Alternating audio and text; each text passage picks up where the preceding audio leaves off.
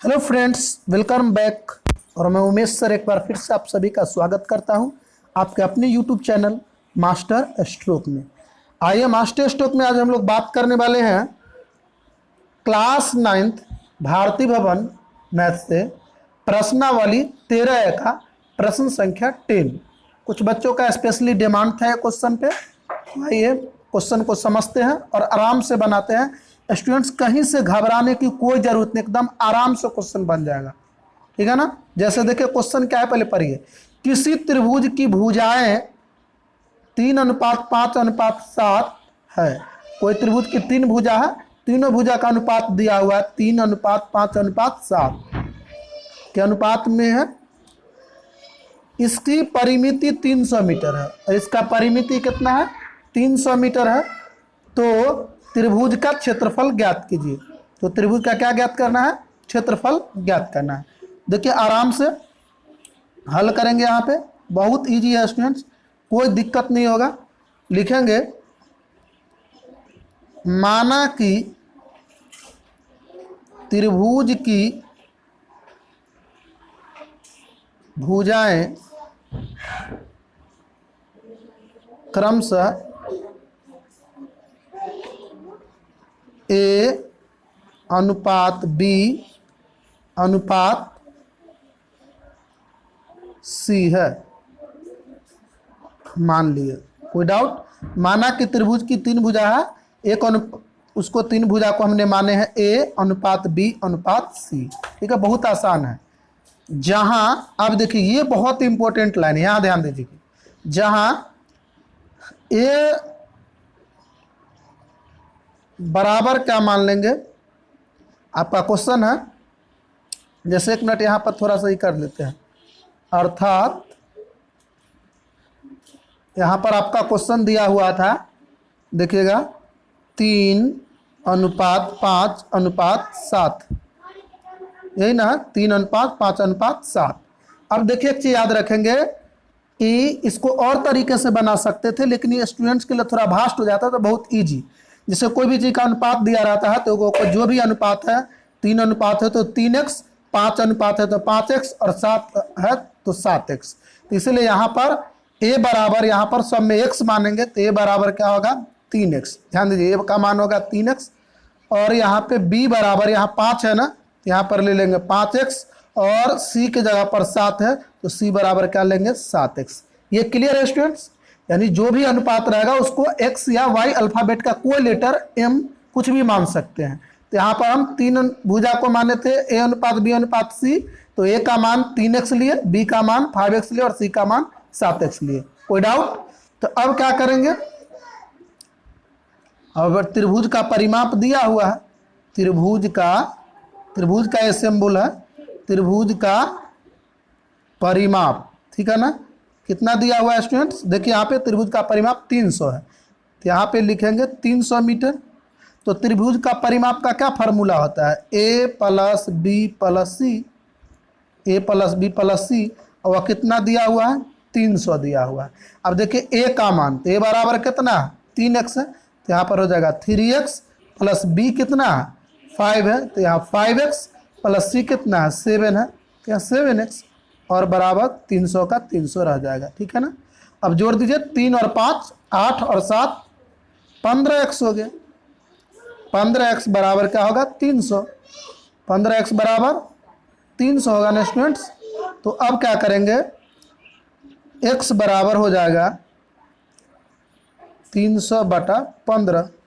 अब 15 दूना कितना हो गया, 30 यानी कि 20।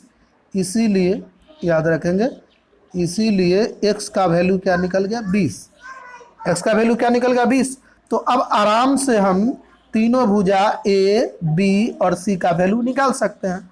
तो यहाँ पर आप देखिए आराम से लिखेंगे, इसीलिए a बराबर क्या है, a बराबर हमने क्या लिया था, यहाँ पर देखिए a बराबर 3x था ना, b बराबर 5x 7x है, तो आराम से इसका मान निकल जाएगा।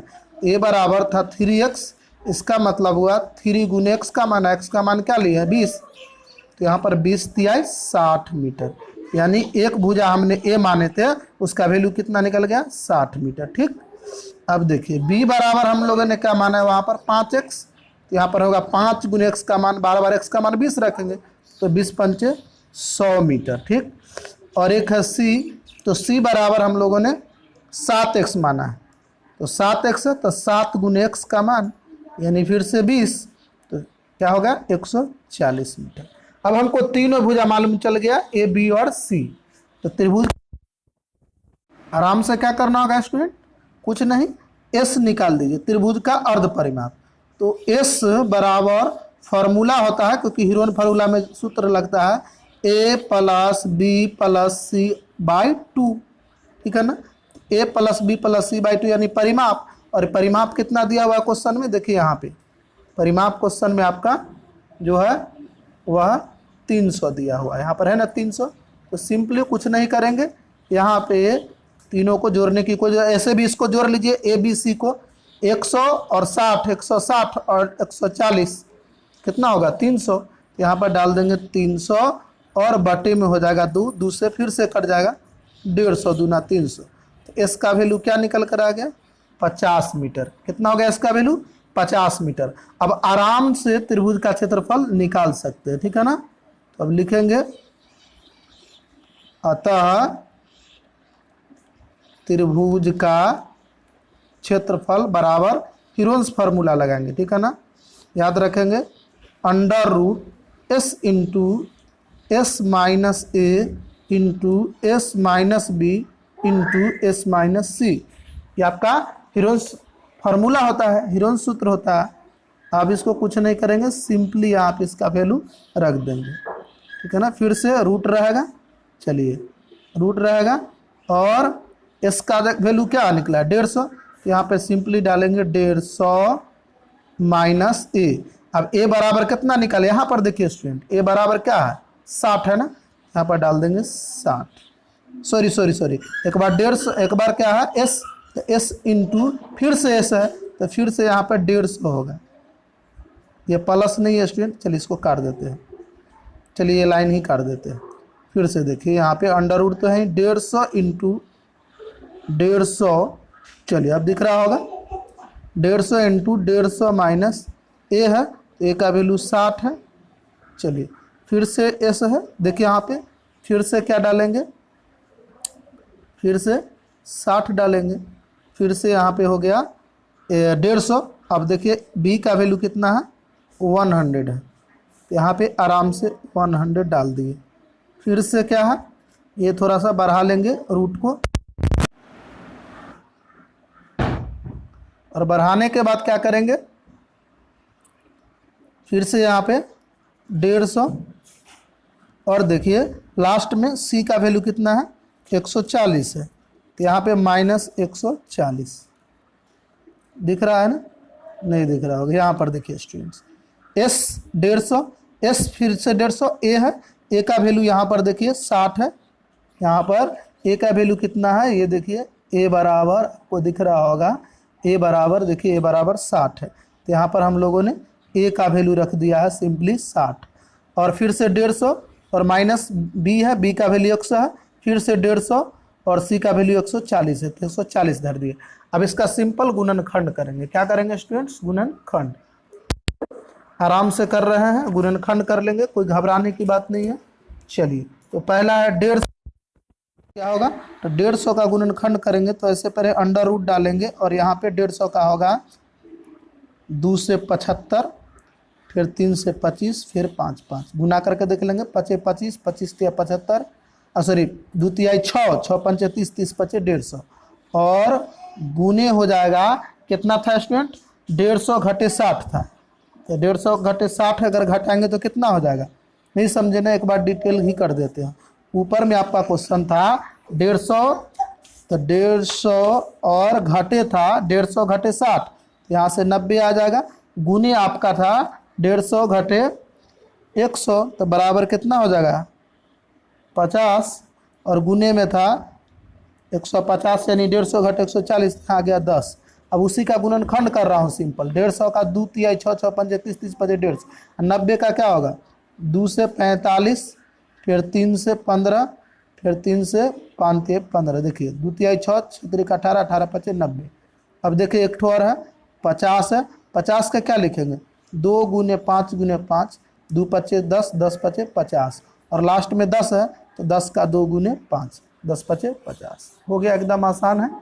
अब चलिए आपको पता है कि जोड़ा में से एक निकलता है, जोड़ा में से एक निकालेंगे तो 2 कै गो है 1 2 3 4 है, 1 2 3 4, ठीक है ना।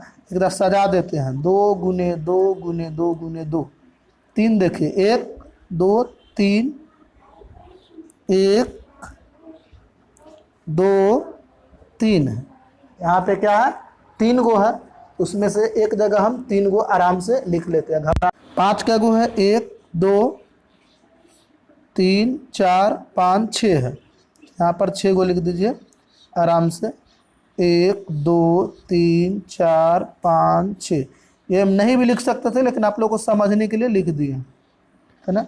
अब से क्या होगा कि 4 गो 2 है तो 2 गो का जोड़ा बन गया तो 2 गुने 2 आ गया, यहाँ पर 2 गो 3 है तो 1 3 आ गया, लेकिन इस 3 का जोड़ा नहीं है लगाना तो ये रूट में ही रहेगा। अब इधर से 1 5 2 5 3 5 निकल कर आ रहा है तो 1 2 3, और एक ठो रूट में क्या बच गया 3 बच गया।